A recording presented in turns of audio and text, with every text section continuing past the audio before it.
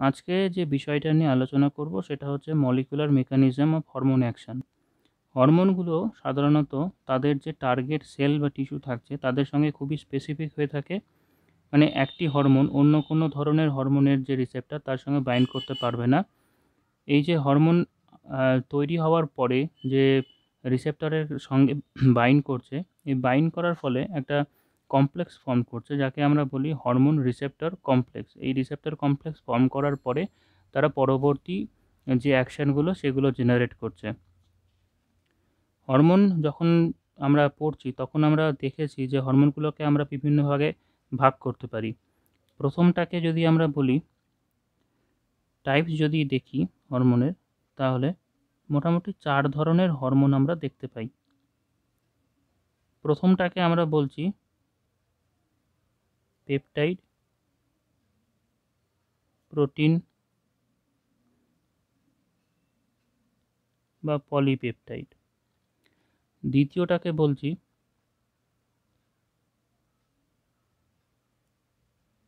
Steroid hormone, পরেরটা হচ্ছে thyroid hormone বা আয়োডো থাইরক্সিন, এবং চতুর্থত amino acid derivatives.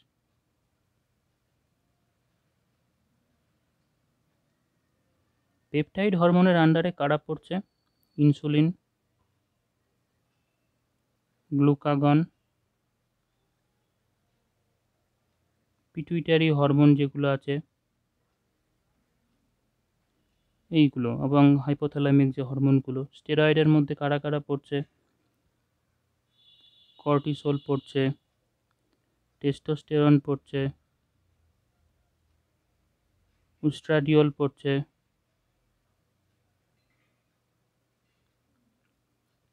Thyroid hormone যেগুলো রয়েছে সেগুলো এর আন্ডারে, এবং অ্যামাইনো অ্যাসিড ডেরিভেটিভসের মধ্যে পড়ছে এপিনেফ্রিন জাতীয় যে হরমোন সেইগুলো। তো এবারে যদি আমরা দেখি যে হরমোন কীভাবে কাজ করছে, সাধারণত আমরা দুই ধরনের মেকানিজম দেখতে পাই। দুই ধরনের মেকানিজম কি? প্রথম যে মেকানিজমটা রয়েছে, প্রথম টাইপ, যদি এটাকে ধরি, সেটা হচ্ছে এই যে পেপটাইড হরমোনগুলো রয়েছে তাদের ক্ষেত্রে যদি আমরা দেখি, তো এরা সাধারণত কাজ করছে। পেপটাইড হরমোনগুলো কি হয়? পেপটাইড হরমোনগুলো সাধারণত লিপিড সলিউবল হয় না, এগুলো পেপটাইড হরমোন ওয়াটার সলিউবল হয়।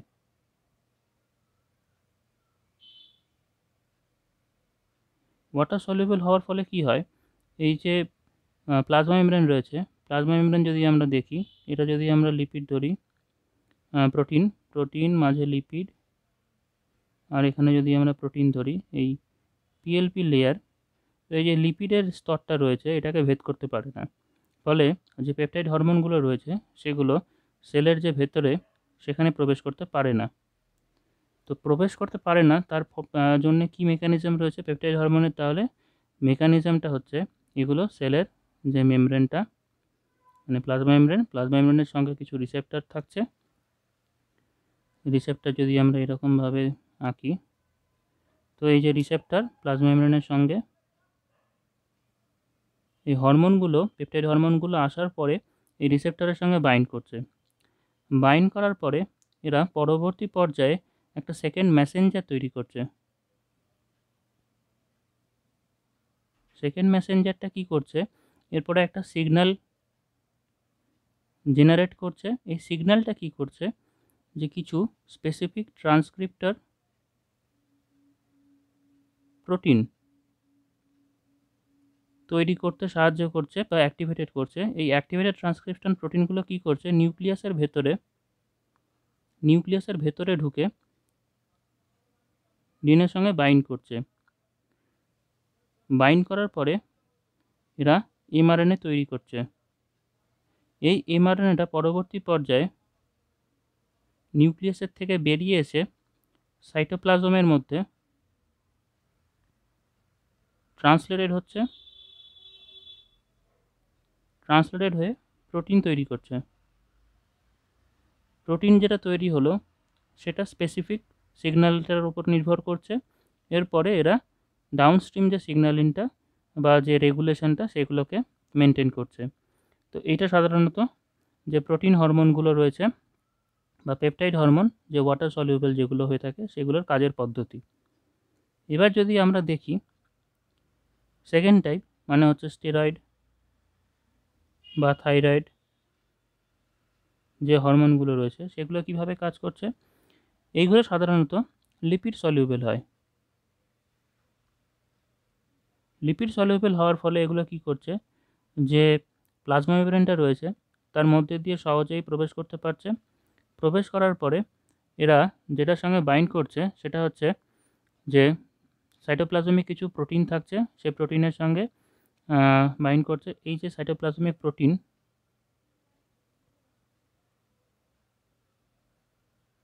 সেটা নর্মাল অবস্থাতে কি থাকছে, ফসফোরাইলেটেড অবস্থায়।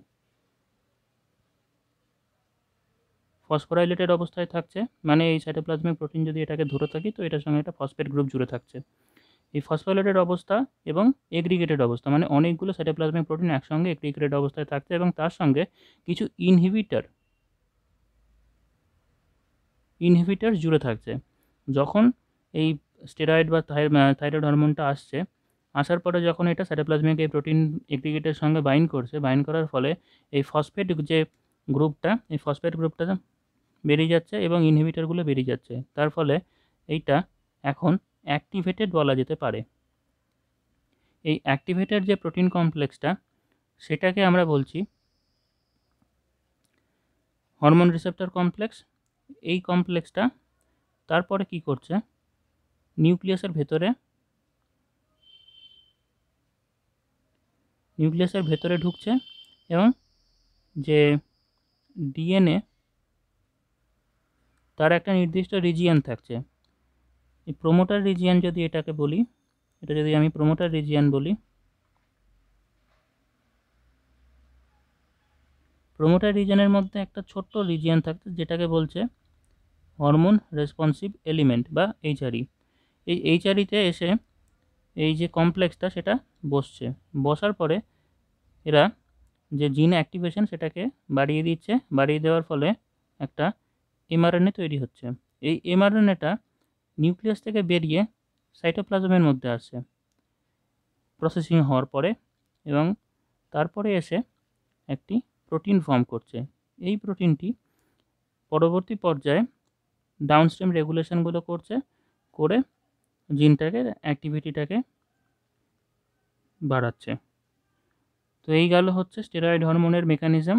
তো প্রোটিন হরমোনের ক্ষেত্রে একটা কথা বলেছিলাম যে সেকেন্ড মেসেঞ্জার কীভাবে কাজ করছে সেগুলো একটু দেখে নেওয়া যাক।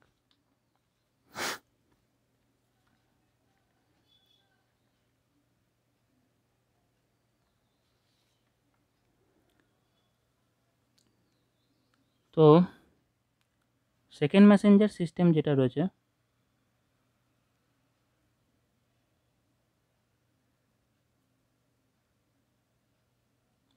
সেটা কিভাবে কাজ করছে, এগুলো বিভিন্নভাবে কাজ করতে পারে।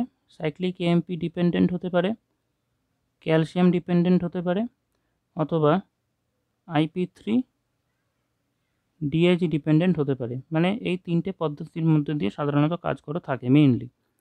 তো আমরা প্রথমেই দেখব সাইক্লিক এএমপি এই রুটটা এই মধ্যে দিয়ে কীভাবে কাজ করছে।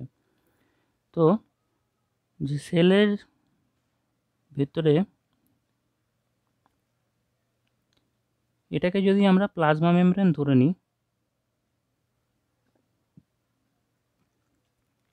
প্লাজমা মেমব্রেনের যে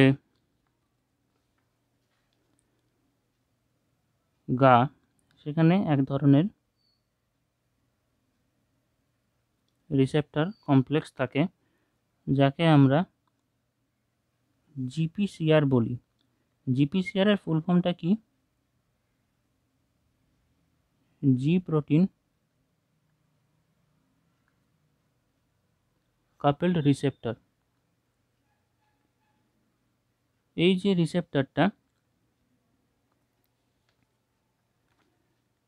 এই রিসেপ্টরটা জিটিপি ডিপেন্ডেন্ট হয়ে থাকে আর একটা হেটেরোট্রাইমেরিক একটা রেগুলেটরি কমপ্লেক্সের মাধ্যমে গঠিত হয়।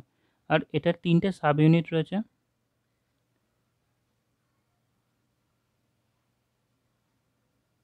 একটাকে বলছে আলফা সাব ইউনিট, একটাকে বলছে বিটা এবং একটাকে বলছে গামা সাব ইউনিট। তো এই যে সাব ইউনিটটা রয়েছে এটা যখন ইনঅ্যাক্টিভেটেড অবস্থায় থাকছে, ইনঅ্যাক্টিভেটেড অবস্থায় এর সঙ্গে একটা জিডিপি বাইন্ড করে থাকে। জিডিপি বাইন্ড করা থাকার ফলে এটা এই আলফা সাব ইউনিটের সঙ্গে সাধারণত থাকে, এটা ভুল আঁকলাম, আলফা সাব ইউনিটের সঙ্গে জিডিপি অ্যাটাচ থাকে। যখন একটা হরমোন আসছে এসে রিসেপ্টরটার সঙ্গে বাইন্ড করছে, তার ফলে একটা কনফরমেশনাল চেঞ্জ হবে। কীরকম কনফরমেশনাল চেঞ্জ? সেটা হচ্ছে এই জিডিপিটা এটা রিপ্লেসড হয়ে যাবে। কী দিয়ে রিপ্লেসড হবে? একটা জিডিপি দিয়ে। তার ফলে কি হবে, এই যে ট্রাইমেরিক কম্পোজিশনটা রয়েছে আলফা বিটা গামা, তার থেকে আলফা সাব ইউনিটটা রিলিজ করে যাবে। আলফা জিটিপি যে কমপ্লেক্সটা সেটা রিলিজ করে গেল। রিলিজ করে গিয়ে এটা কি করছে, যে প্লাজমা মেমব্রেনের সাইটোসলিক ফেজটাতে আরেকটি প্রোটিন কমপ্লেক্স থাকে যাকে বলছে অ্যাডিনাইল সাইক্লেজ। এই কমপ্লেক্সটা গিয়ে অ্যাডিনাইল সাইক্লেজ যে এনজাইমটা, এটার মাধ্যমে এটিপিকে সাইক্লিক এএমপিতে কনভার্ট করছে। এই সাইক্লিক এএমপিটা পরবর্তী পর্যায়ে কি করছে, সাইক্লিক এএমপি একটি cyclic AMP dependent protein kinase A যাকে ফসফোরাইলেট করছে, যার সঙ্গে বাইন্ড করে এটা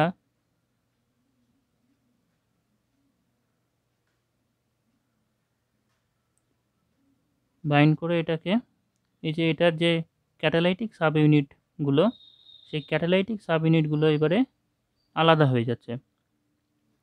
এই ক্যাটালাইটিক সাব ইউনিট এই দুটো আলাদা হয়ে গেল। এই ক্যাটালাইটিক সাব ইউনিটগুলো নিউক্লিয়াসের ভেতরে ঢুকছে। নিউক্লিয়াসের ভেতরে ঢুকে একটি প্রোটিন কমপ্লেক্স রয়েছে যাকে বলছে CREB, cyclic AMP response element binding protein. তো এই ক্রেবটাকে কি করছে, এটা সাধারণত ইনঅ্যাক্টিভ অবস্থায় ছিল, এটাকে অ্যাক্টিভ করছে, মানে এটার সঙ্গে একটা ফসফেট গ্রুপ জুড়ে যাচ্ছে, মানে ফসফোরাইলেশন হচ্ছে ক্রেবটার। এই ফসফোরাইলেটেড ক্রেবটা কি করছে, এই ক্রেব বাইন্ডিং প্রোটিন বললে আরেকটি প্রোটিন রয়েছে নিউক্লিয়াসের ভেতরে, যাকে আমরা সিবিবি বলি, মানে ক্রেব বাইন্ডিং প্রোটিন। তো এর সঙ্গে জুড়ে যাচ্ছে, জুড়ে গিয়ে এরপরে এই কমপ্লেক্সটা যে জিনটা রয়েছে বা ডিএনএটা, সেটার ট্রান্সক্রিপশন করছে। ট্রান্সক্রিপশন হওয়ার পরে এটা নিউক্লিয়াস থেকে বেরিয়ে এমআরএনএটা ট্রান্সলেশন হচ্ছে, ট্রান্সলেশন হয়ে এটা প্রোটিন ফর্ম করছে। এই প্রোটিনটা ডাউনস্ট্রিম রেগুলেশনগুলো করে যাচ্ছে। তো এইভাবে সাধারণত সাইক্লিক এমপি সেকেন্ড মেসেঞ্জার হিসাবে কাজ করছে। এবার যেটা দেখব সেটা হচ্ছে আরেকটা যেটা সিস্টেম বলেছিলাম, সেটা হচ্ছে ডাইঅ্যাসাইল গ্লিসেরল আর IP3 যে সিস্টেমটা। তো জিপিসিআর যে মানে জি প্রোটিন যে রিসেপ্টরগুলো, সেগুলো আরেকটা পদ্ধতিতে কাজ করে থাকে। সাধারণত ভ্যাসোপ্রেসিন বা জিএনআরএইচ এই ধরনের যে হরমোনগুলো থাকছে সেগুলো ফসফোলাইপেজ সি পলিফসফোআইনোসিটাল যে পাথওয়ে, কি বললাম, ফসফোলাইপেজ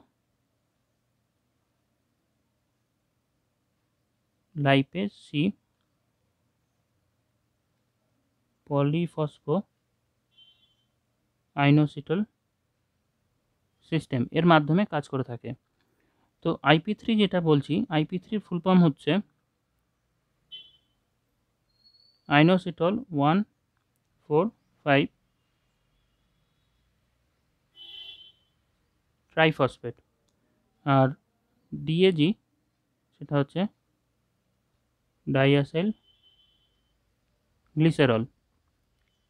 তো এইগুলো সেকেন্ড মেসেঞ্জার হিসেবে কাজ করছে।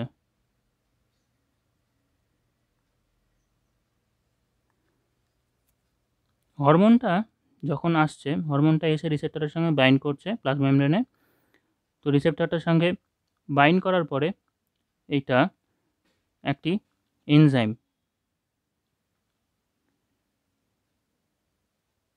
ফসফোলাইপেজ সি এইটাকে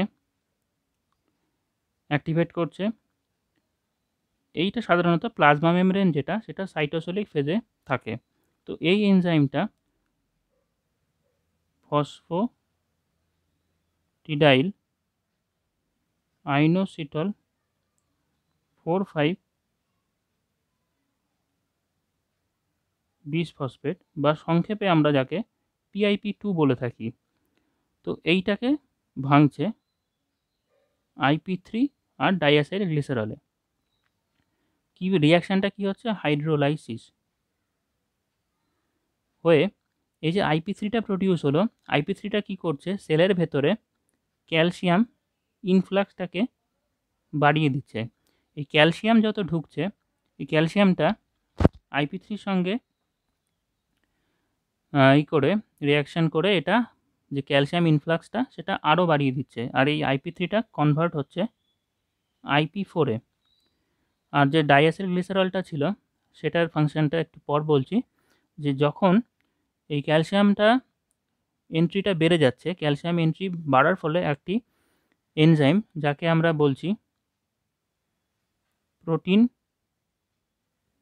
কাইনেজ সি বা পিকেসি, সেটাকে অ্যাক্টিভেট করছে। এই অ্যাক্টিভেটেড পিকেসি কি করছে? যে ডাইঅ্যাসাইল গ্লিসারলটা ছিল সেটার সঙ্গে বাইন্ড করছে। তাহলে ডাইঅ্যাসাইল গ্লিসারল পিকেসি এরপরে ডাউনস্ট্রিম যে জিন রেগুলেশন সেটাকে করছে। তো এইভাবে সাধারণত যে সেকেন্ড মেসেঞ্জার সিস্টেম সেটা কাজ করে থাকে। এখানে ক্যালসিয়ামের যে ভূমিকা সেটাও বললাম। ক্যালসিয়ামটা না থাকলে এই প্রোটিন কাইনেসি এটা অ্যাক্টিভেটেড হতো না এবং সেটা ডাইঅ্যাসাইল গ্লিসারলের সঙ্গে যুক্ত হয়ে জিন রেগুলেশনটা করতো না।